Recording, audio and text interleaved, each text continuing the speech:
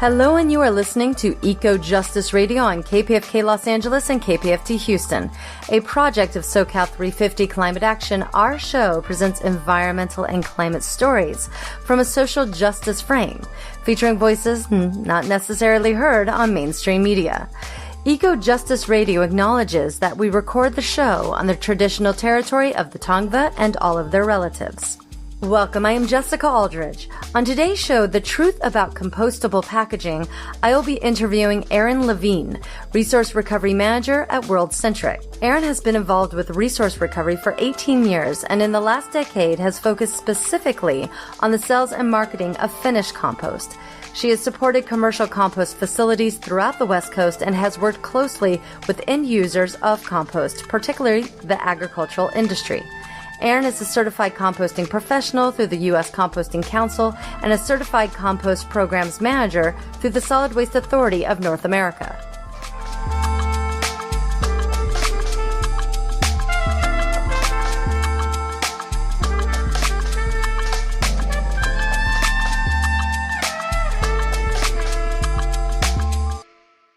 Are you confused about compostable packaging? Like, is it truly compostable? Or are we just being bamboozled by marketing? Are there environmental concerns that haven't been considered? And how can compostable packaging assist in reducing our dependence on fossil fuels? What about reusables? But first, let's talk about organics waste, which includes yard waste, plant trimmings, food scraps, and food soil paper. At approximately 40%, organic matter is the largest contributor of material in the landfill. Wasted food makes up around 20%. When this material starts to slowly decompose, it creates the third largest source of human-related methane emissions in the United States, according to the EPA. Methane is a climate superpollutant up to 84 times more potent than carbon dioxide. Diverting wasted organics away from the landfills and into systems like compost can not only reduce methane emissions, it supports healthier soils, stronger plants, and cleaner air through carbon sequestration. Composting is a climate-oriented solution that we need and can enact immediately. That being said, businesses and public participation in accurately separating organics waste so that it can be composted is key to collecting and processing this material, especially wasted food. So, by using compostable foodware, can we divert more food from the landfill, reduce greenhouse gas emissions, and lessen the consumption of single-use plastics? Well, let's find out. Thank you for tuning in to EcoJustice Radio and our show, The Truth About Compostable Packaging.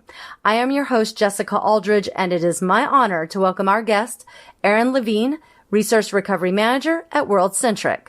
Welcome to EcoJustice Radio. Thank you. Very happy to be here. I am excited that you're here. This is a topic that I love talking about. And there's so much confusion.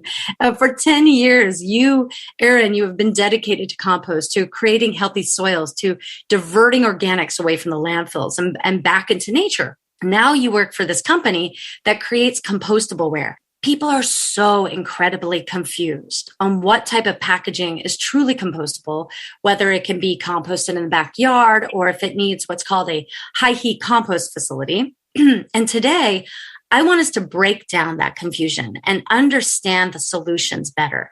I think we should start first by defining some of those terms so we're all on the same page. What is the definition of compostable versus biodegradable packaging? Sure. You said, let's break it down. So let's break it down. Love the pun there.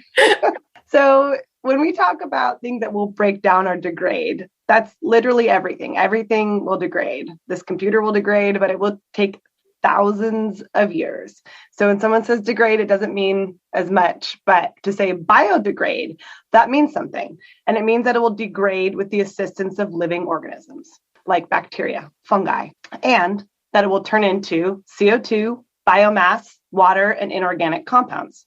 That's the definition of biodegradability. But to be compostable means that something will biodegrade, but that it will biodegrade within a specific time frame and it will be beneficial for plants to uptake. So big difference there. And usually it also means that along with the assistance of humans. So it takes humans to help it along.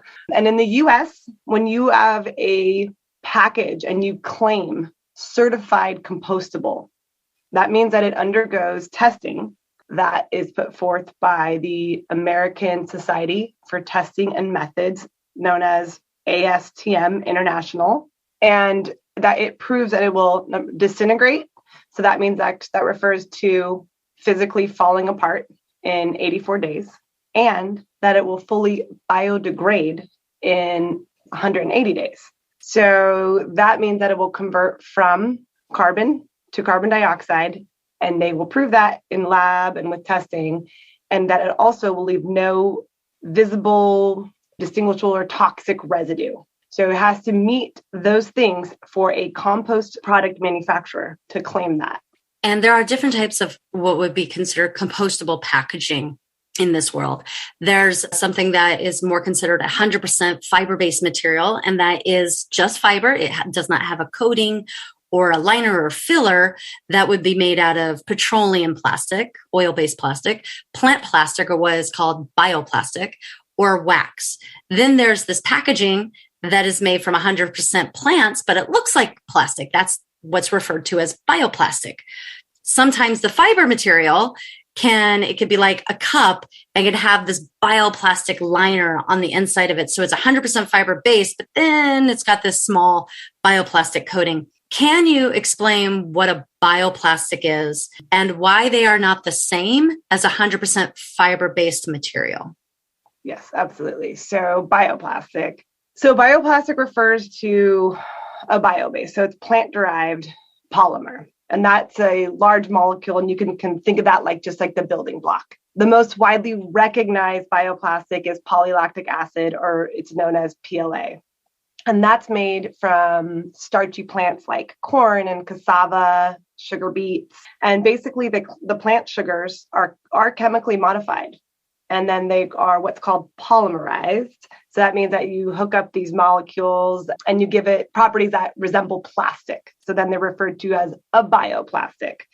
There's other bioplastics that exist. A lot of people might know PHA or bio-PBS or TPS. So those are the most common bioplastics that are manufactured and used readily.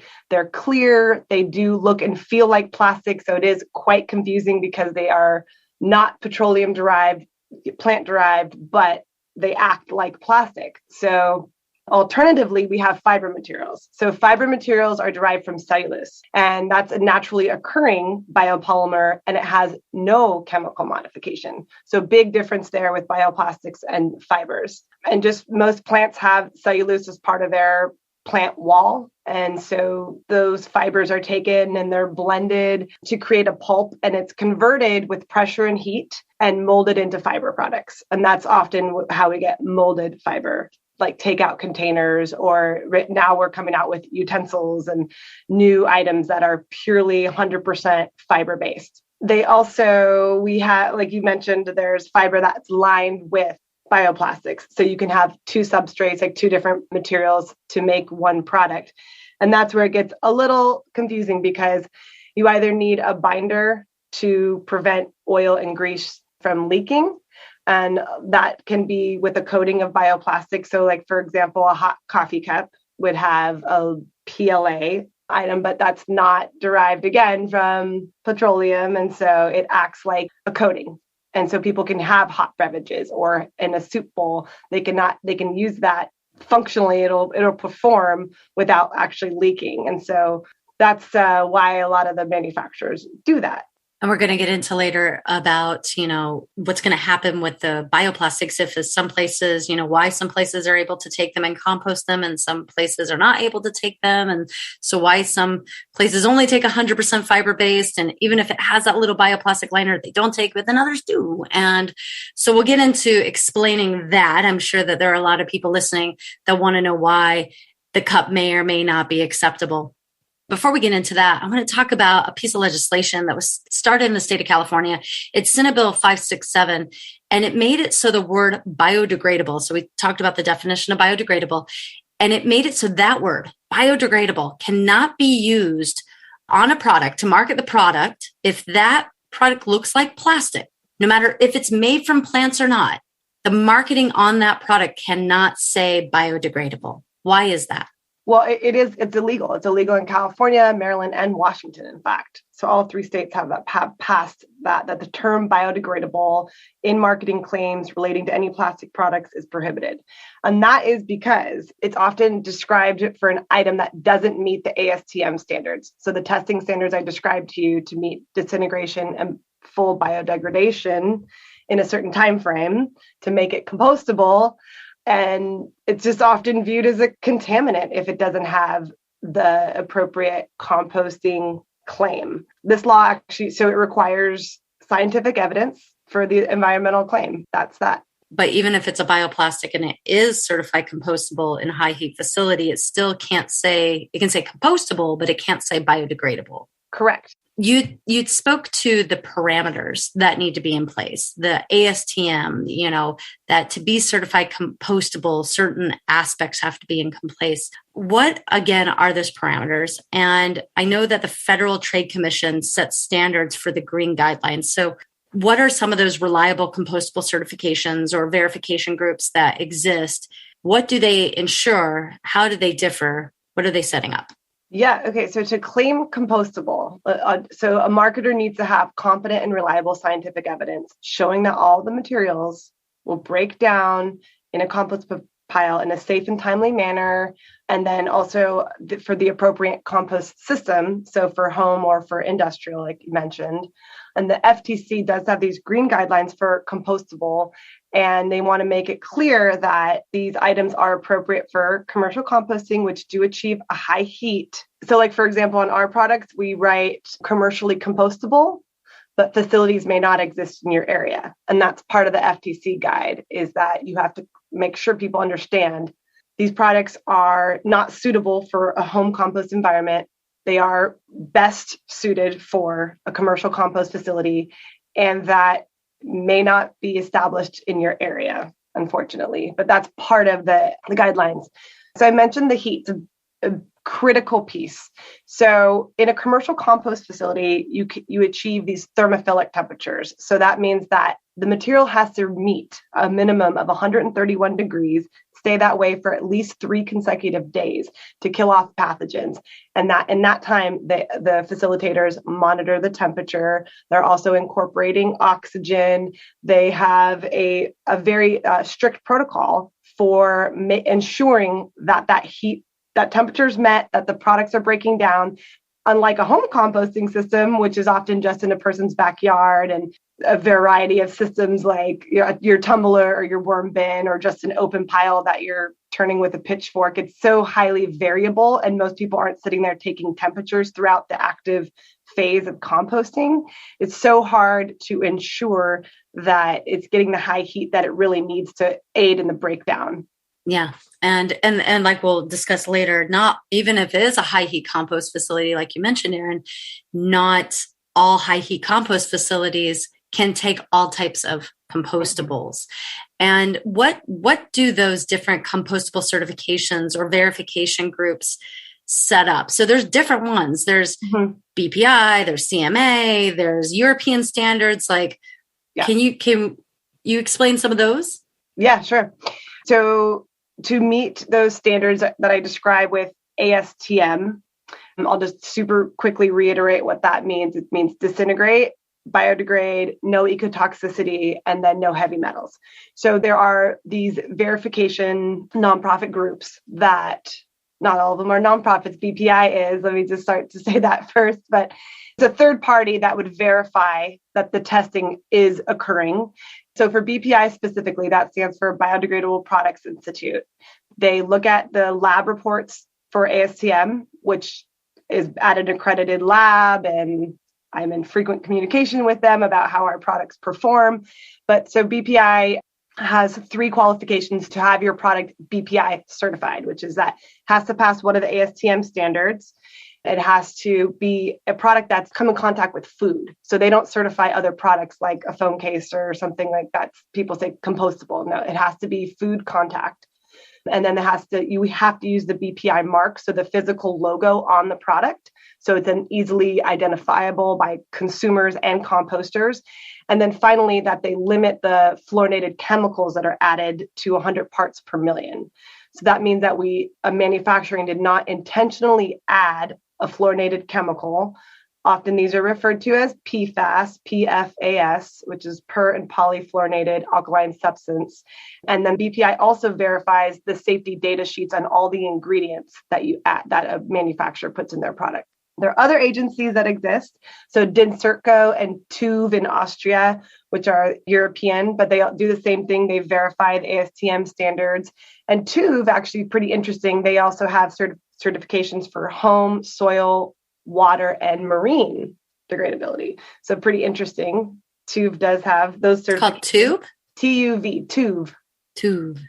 TÜV. Yeah, but they do the same type of verification.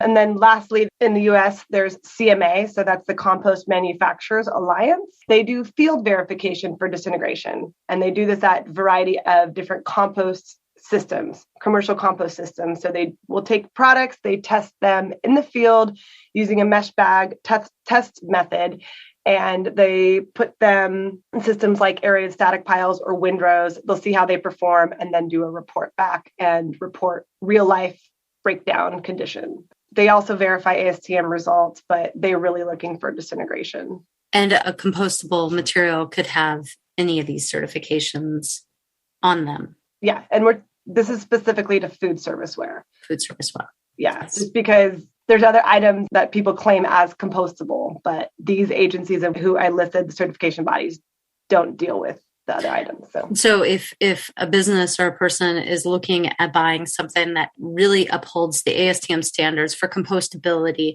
then they would look at that product and say, not rely on the website saying our stuff biodegrades, because you see this all the time. You'd be on social media and they're like, our product's so great. It's this t-shirt, it's this, or it's for food packaging, but still it's this thing.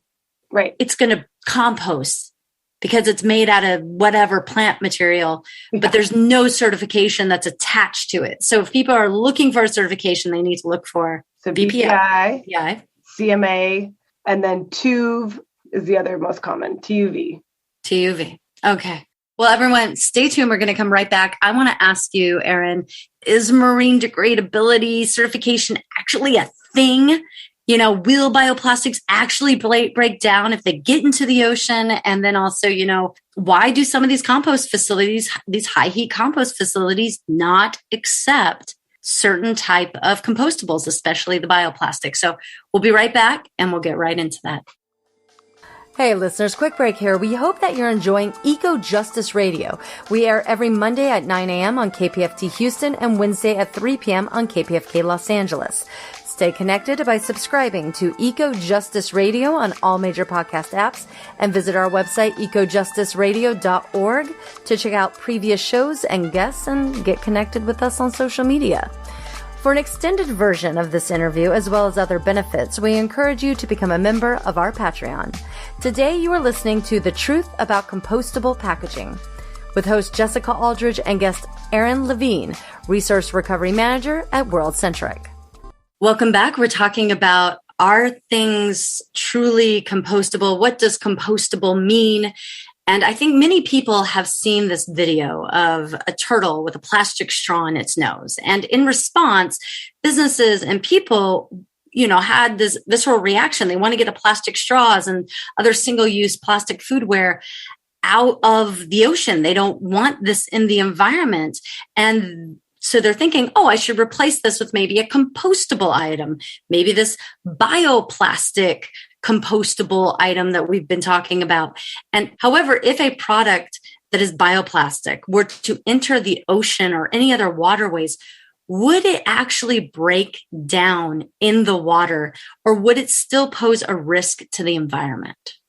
Yeah, it's a great question. And I thought I would just start by saying we, as a company, voluntarily discontinued making straws, even bioplastic straws, a few years ago. And now we're only producing craft paper straws just as a response, because straws are so, in particular, such a challenging item and people should refuse them anyways. But just thought I'd like to point that out because it's important. And we as in world-centric, right? We as in world-centric have discontinued making bioplastic straws. So bioplastics though. So I think I stated earlier that they've been chemically modified. And because of that, they may degrade, but it will take a long time. And as far as environmental, it's hard to say like what the actual time frame would be, but more than likely they will turn into fragments, microplastics, similar to petroleum-based plastics. And it's a problem. It's a problem. We don't want to see them getting as a source of pollution. It's bad all the way around. A big difference, though, I want to just point out from a toxicity standpoint. Often you'd say the microplastics derived from petroleum would have things like phthalates or BPA, like really like toxic chemicals that would leach, that would be of more concern than bioplastics pose. Still not a great solution, still not perfect, and not desirable at all for entering a marine environment to degrade. And we as a company, we as in world-centric, and the industry generally is trending away from bioplastics because this is a big issue and it is a serious one. And I feel like one of the reasons I came to work for one of the leaders in the space was to influence the manufacturer to just shift towards all cellulistic material that we know will degrade, that will naturally degrade, that's not chemically modified, that is just truly something that will break down. And lots of studies have shown paper or fiber items will take 2 to 4 months, won't pose any harm to wildlife. There's just so many benefits to switching to that fibrous material. Much, much better. So that's that. And then you had said earlier to me off of this conversation, but that there's an element of this concept of switching from this type of plastic to this, petroplastic to a bioplastic almost promotes more pollution in a sense. It does. I mean, reusables are best option when they're feasible. I mean, it's not a perfect solution, but in times when it's not feasible, is it the better option? Sure. And if we're not extracting fossil fuels and doing all of this damaging effects to our environment and our health from petroleum plastic. So like for like, yes, it's better. Is it perfect? No. Does it has a big room for improvement? Absolutely. And that, in my mind, is working more towards the fibrous cellulistic material. And even if a bioplastic packaging is certified compostable, I kept mentioning this at the top of the show, even if it's certified compostable, why do many compost facilities not accept bioplastics for processing, but they will accept, say, the 100% fibrous, cellulose, foodware packaging? It's challenging. So there are about, let's say, 4,000 or so right now permitted commercial compost facilities in the United States. There's very few, most of them just take green waste. Very few of those actually accept food scraps, and even fewer accept compostable packaging. And that is because bioplastics are categorized within the National Organic Program as synthetic. And they are a prohibited part of the waste stream, part of the organics stream, because when a composter goes to certify their product as approved for organic use, so some would just say certified organic compost, the finished product. If you include bioplastics, you are not allowed to list your product with OMRI. So that's the Organic Material Review Institute. So it is not allowed as part of the feedstock, even if it comes with food, which is desirable and it's a vessel for getting more food in. A lot of people have that argument that it will help with waste diversion, in particular with food scraps. But because of the National Organic Program prohibiting it and recognizing it as synthetic, it is not allowed. And that's why food soiled paper, alternatively, is permitted. And so the fibrous material that doesn't have coating is accepted.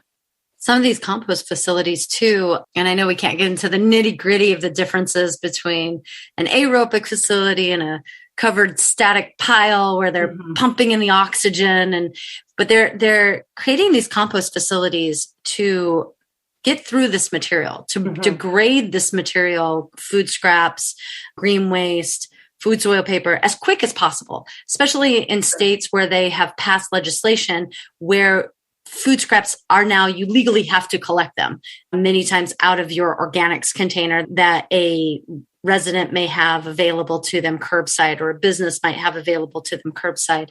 And so they have to move this material, seeing that organics in the land is the largest material in the landfill. It's being moved from the landfill now to this facility, and they're saying, you have to process this.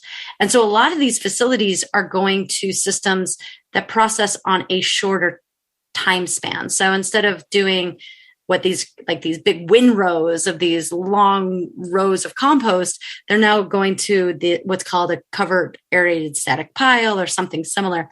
Would you mind maybe speaking to that a little bit? Because if an item, even if it can break down in the high heat compost facility, maybe they don't sell their compost to farms that sell organic food, maybe the degradation rate is just too short. Mm-hmm. Yeah. And so back to the ASTM timeline, the standards for classifying a product as compostable, it says that it has to disintegrate, so fall apart in 84 days. That's still pretty quick. That's only 12 weeks. And then, but the full biodegradation, the compostability claim is 180 days.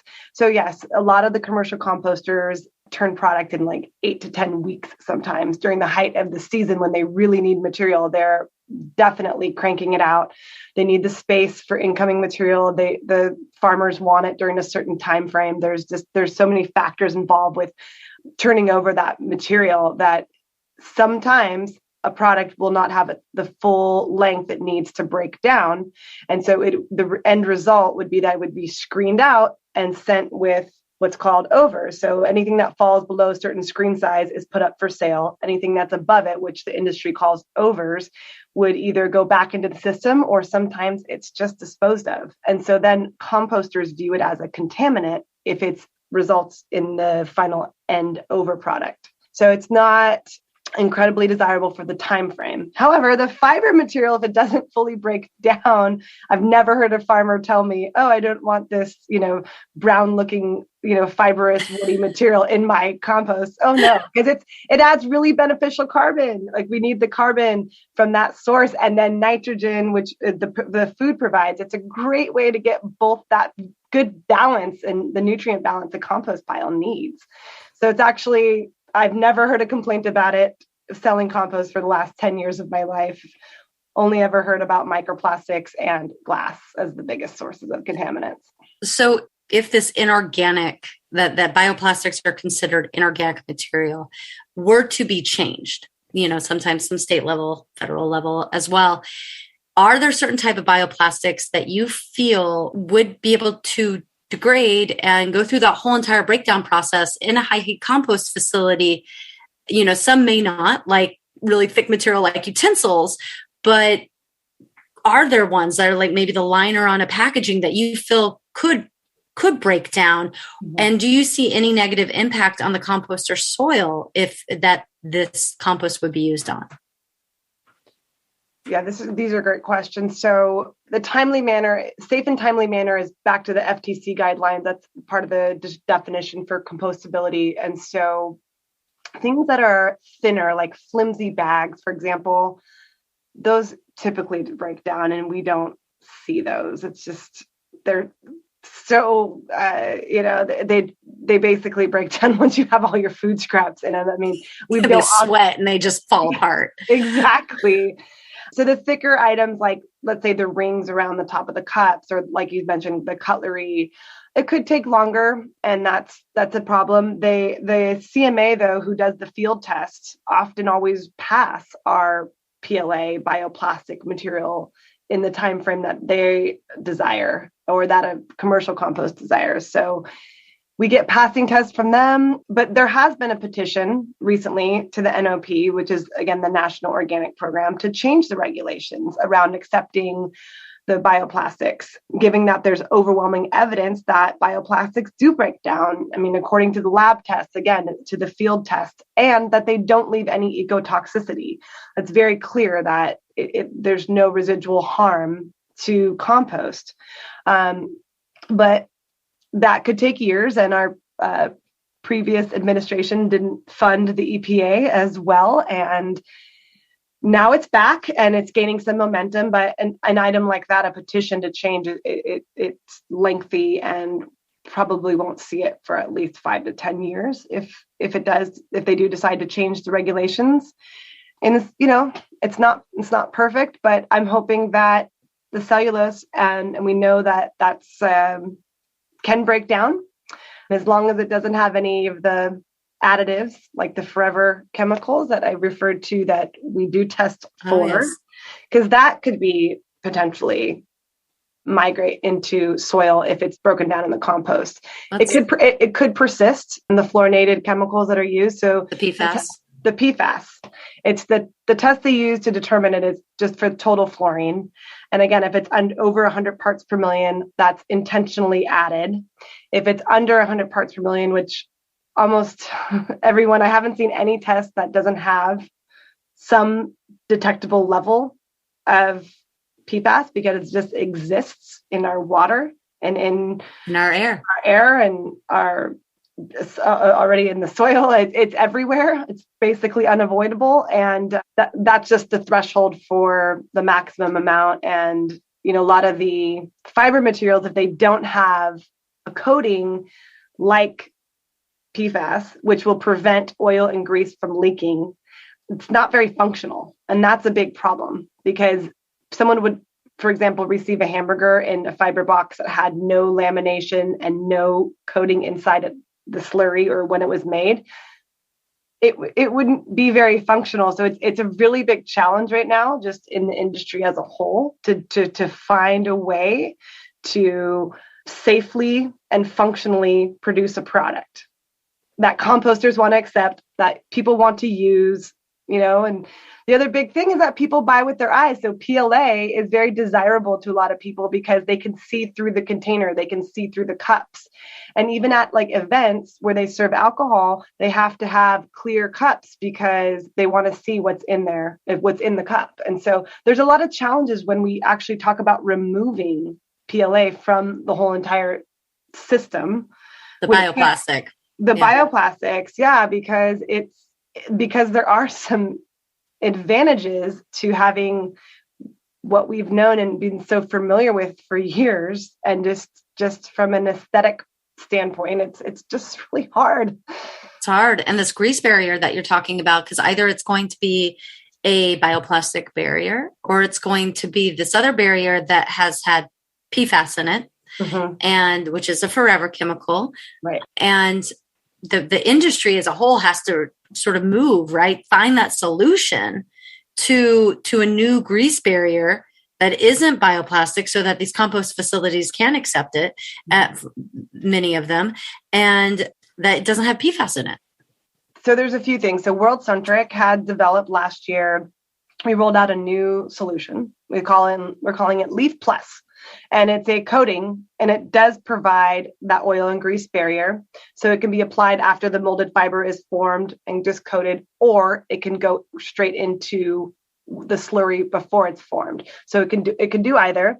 But the summary there is it's not PLA, 100% plant-based, and that we're going to be, rolling it out, applying it to all the fiber. And we think it's a proprietary solution that I can't completely unveil, but we have a lot of confidence in its performance because we went and got a test on toxicology for it to make sure it's not a regrettable replacement, because a lot of the other manufacturers are looking to other type of chemicals to step in for PFAS.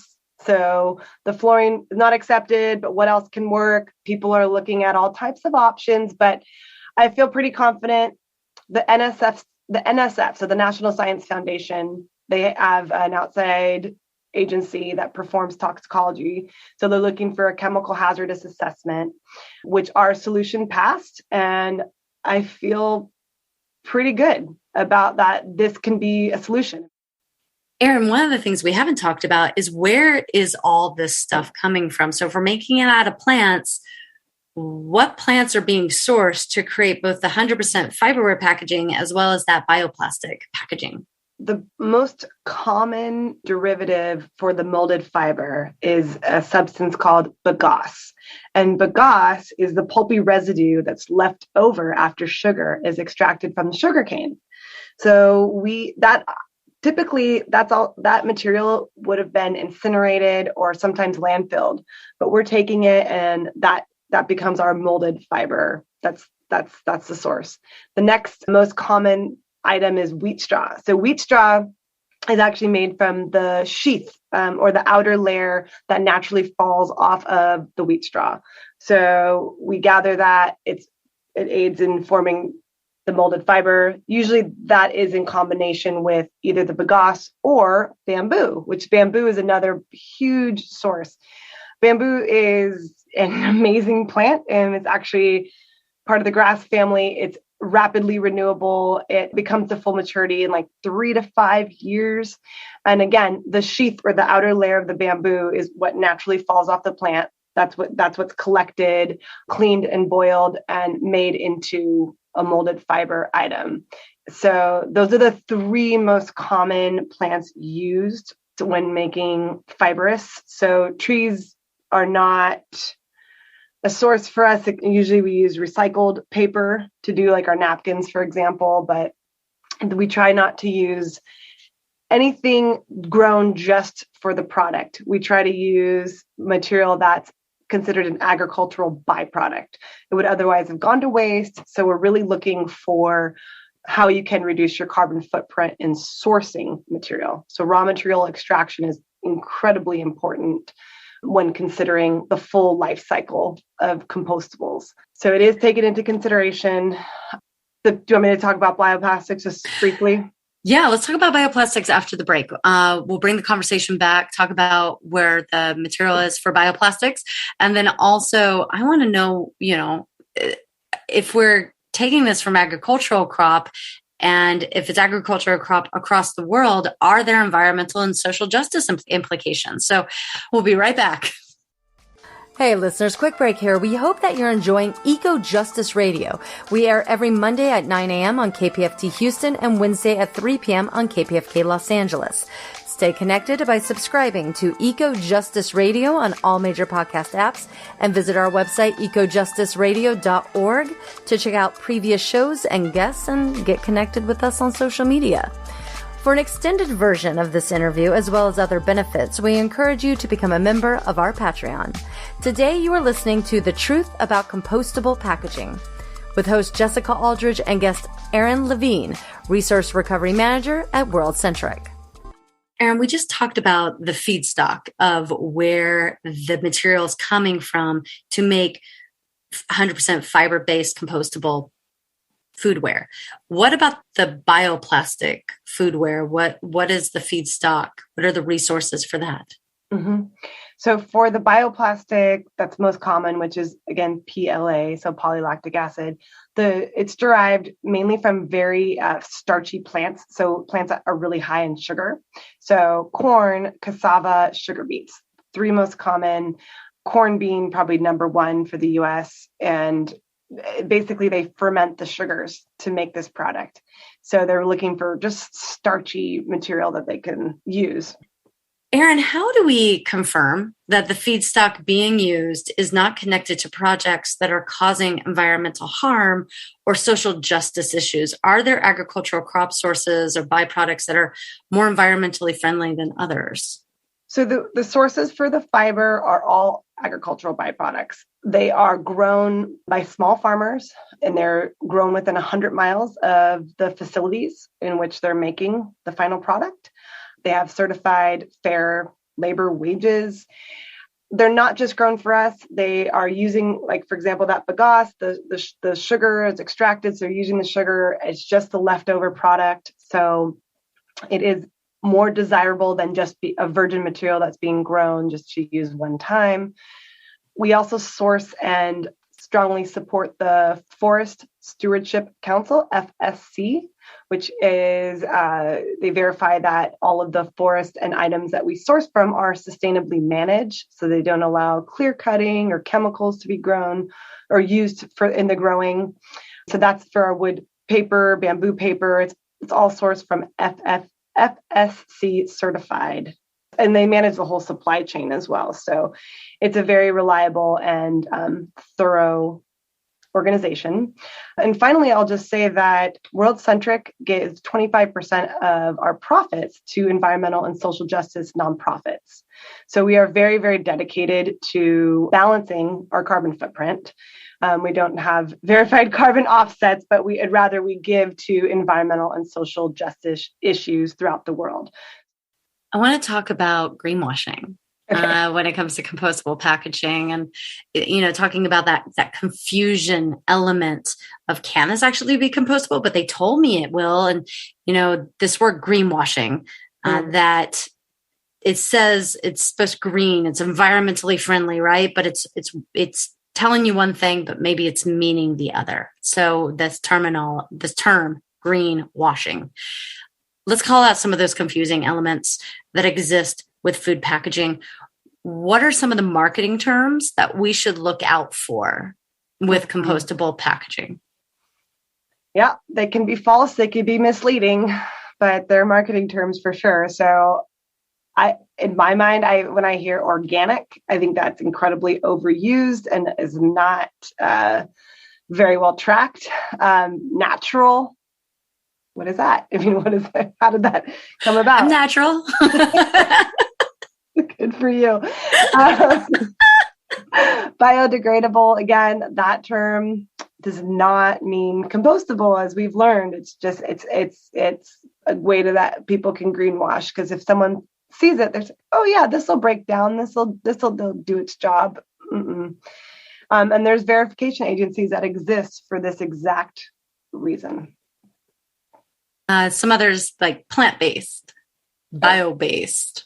It's just crazy because they can slap it on a piece of material and then people can be confused by it. Now, the FTC, what we mentioned before, the Federal Trade Commission, has some regulation on what can and cannot be said per their green guidelines. Another one is oxo-degradable, photodegradable on compostable ware. And the state of California, under the piece of legislation that we had mentioned previously, you're not allowed to put oxo-degradable or photodegradable on any product that looks like plastic, whether it's made out of plants or made out of petroleum. You're not allowed to use those words. Another one I want to bring up is major beverage and condiment companies are announcing the creation of a, quote, plant-based bottle, but the content is what's called bio-derived plastic. What does bio-derived plastic mean? And is this actually compostable? Well, as I understand it, polypropylene and polyethylene can both be sourced from plants as well. So technically they can claim that, but it's just, it's a technicality because, for example, like if 1% or less has a polyderivative that is derived from petroleum, they can still use the word bio-derived because it's a technicality. They can just, they can claim it. So they do. And that exists. And they're producing 1% of the bottle maybe is got plastic. And so they can say it's plastic free, right? But now they're producing millions of these bottles and people are thinking that this bottle is going to decompose and compost if it gets out into the environment. Yep. That's crazy. Yep. And it's not going to decompose when it gets out into the environment. Not in full. Well, I guess, it theoretically could, yes, but it might leave a toxic residue is more of what I would be concerned about as a consumer of compost or someone that is eating food grown with that compost. I don't want to ingest willingly any polypropylene, polyethylene into my body. Exactly. And by your definition, by the definition, as you were saying, it would not be certified compostable. Correct. But it could break down. Sure. Yeah. But we can all break down.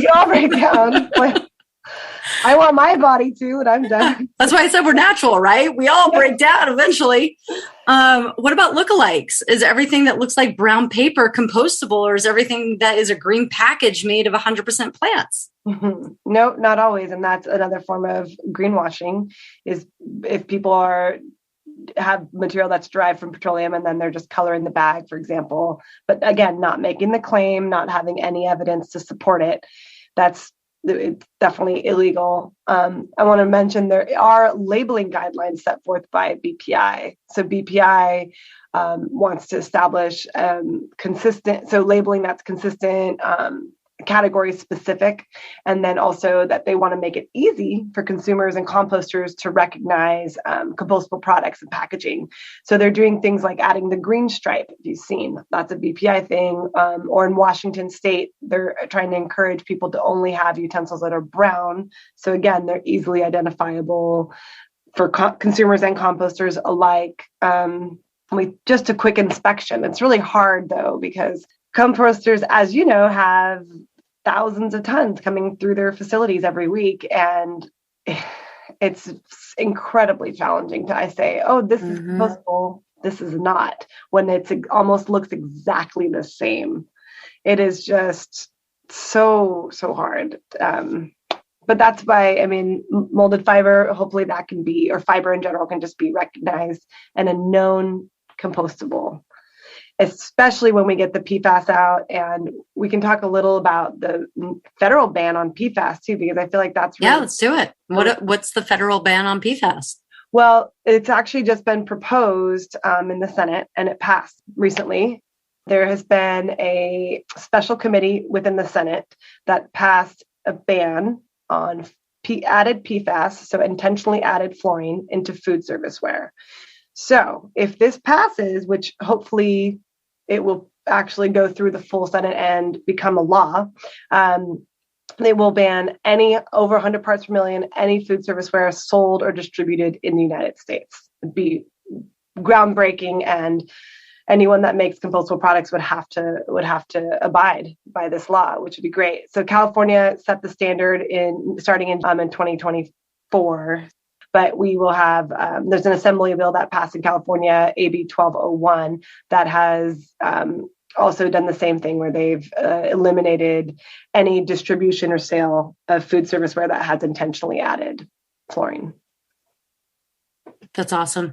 That's great. And it's going to make the manufacturers of these products step up and find the right solutions. Some companies also market their compostable packaging as beneficial to landfill. This one always gets me. Is that true? Are compostables beneficial to landfill?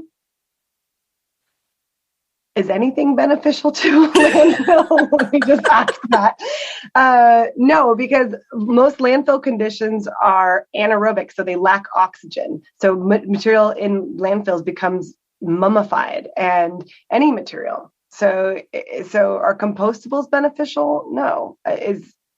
Sure, they can capture gas and convert it to carbon dioxide, and they can actually, or they can burn it, or they can fuel homes and convert it to energy. But it's not desirable, and there's still lots of material that will exist that we can get for that source.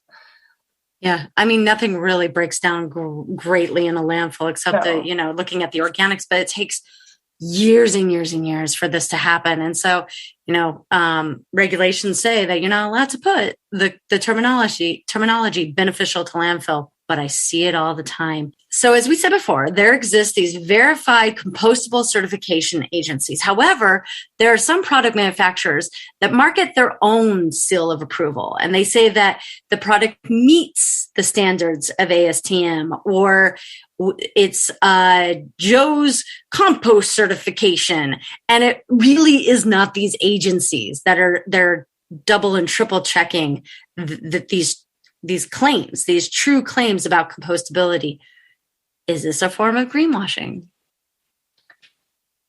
It could be potentially. Really, ideally, a manufacturer should have a third-party verification. That's the cleanest and most simple and easily trackable way to verify the claims that people are making. If someone does meet ASTM standards and has their product go through the process, they don't have to get verified to make that claim on compostability. They can say that legally as long as if they get called out in a court of law and they can prove it, then sure, they can make that claim technically. However, there is some strong advantages to having it verified by a third-party agency because it gives you some more credibility. It gives that mark, that identifying label that you have to use, or it also the standards for the PFAS for fluorine. It also just gives people the assurance that the material doesn't have any PFAS. I think that's really important. And even that the concept of when they say meets the standards of ASTM does not mean that they actually got their ASTM.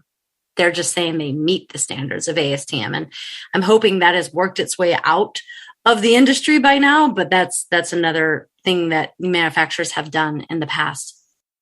Erin, what is the Federal Recycling and Composting Accountability Act? And then also what's happening at our national parks right now in regards to single-use disposables?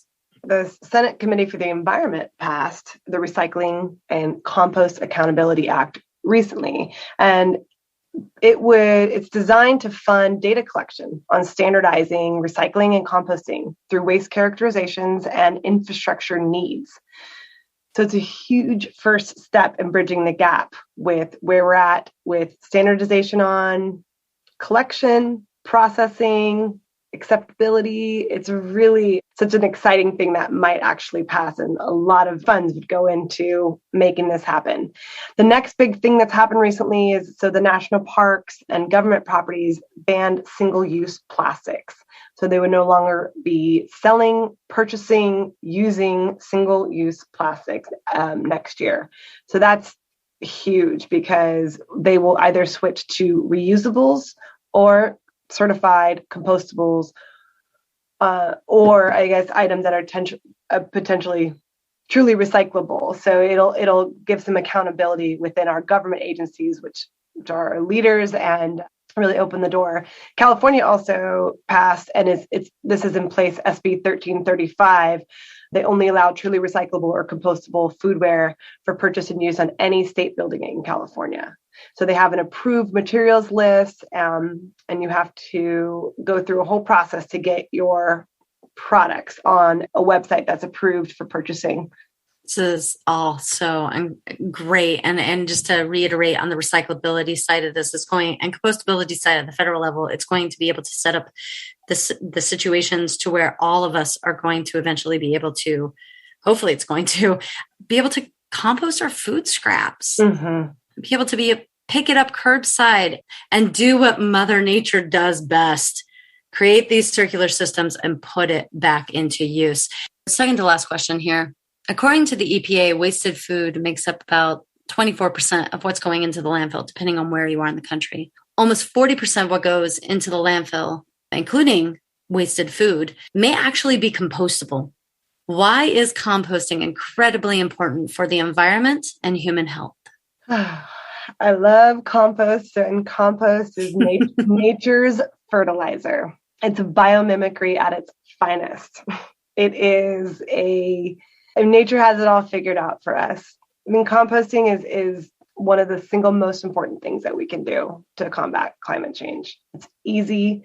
You can do it. You can participate just when you're prepping your meal. Super simple. Just separate out the vegetable peelings, your eggshells, your coffee grounds. Just separate it out. It's actually, you're already generating that material. You're just putting it in a different container. It's super simple. It's super easy. And the biggest win-win is that it mitigates the methane coming from landfill. It's, being converted into this beautiful soil amendment that can be used as an alternative to synthetic fertilizer. You are eliminating the need and reliance on pesticides and herbicides and all the nasty chemicals that people use to grow. It just automatically does it. It's also a huge water savings. So in areas that have heavy drought, it can actually help with moisture retention. So people are using on average like 50% less water when they use compost. It is just and the biggest thing, and something something I've been working on for the last few years is around regenerative agriculture, in particular with sequestering carbon from the atmosphere just by using compost. So the addition of compost can actually help with it, simplify it, but it enhances photosynthesis and can actually lock carbon dioxide down into the ground for years, they're saying.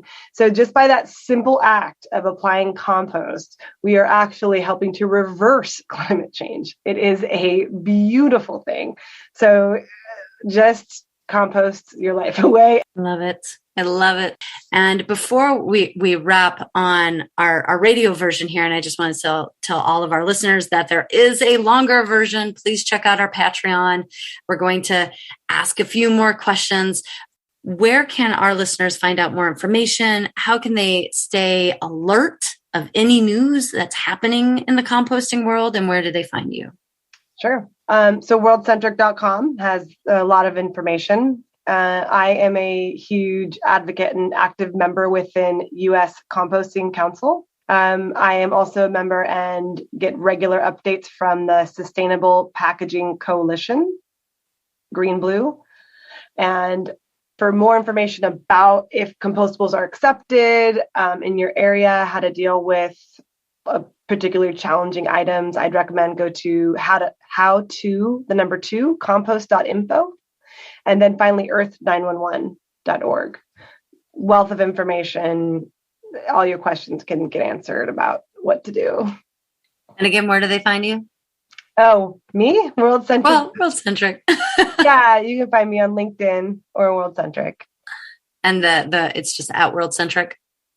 At World Centric, yeah. So World Centric has Facebook, Instagram, LinkedIn. Just find us on any social channel. Awesome. Well, thank you. And our listeners, we're going to continue this conversation. So if you want to continue, please go to EcoJusticeRadio.org. And for now, thank you, Erin, for being on the show. It has been amazing. Yeah. Thanks so much for having me. Thank you. Thank you to our guest, Erin Levine, Resource Recovery Manager at World Centric, and thank you to our listeners for joining us. This has been The Truth About Compostable Packaging. For an extended version of this interview, become a member of our Patreon. Please connect with us on social media at EcoJustice Radio, SoCal350, and Adventures in Waste. If you like what you heard and you want others to be informed, you know what to do. Subscribe to our podcast, share the episodes, get that information out there, and help us continue our efforts by joining our Patreon or making a donation to the show.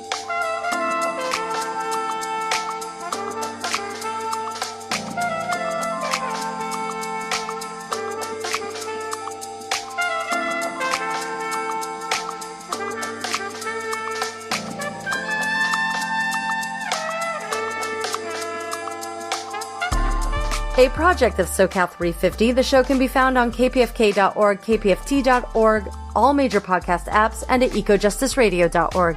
Created by Mark and JP Morse, executive producer Jack Ite, producer and co-host Jessica Aldridge, co-host Carrie Kim, and engineer and original music by Blake Quake Beats. And until next time, remember, the power is yours.